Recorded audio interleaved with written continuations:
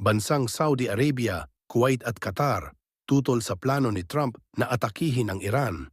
Ayon pa sa Gulf nation, hindi nila umano papayagan ang Amerika na gamitin ang kanilang lupain at ang kanilang mga himpapawid at mga airbase upang magsagawa ang Amerika ng pag-atake sa Iran.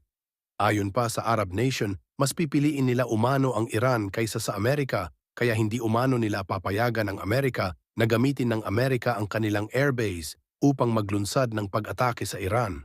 Ayon naman sa Iran, nakahanda na ang kanilang maraming bilang na mga missile upang maglunsad ng pag-atake sa mga base militar ng Amerika kapag sila ay binomba umano ng Amerika.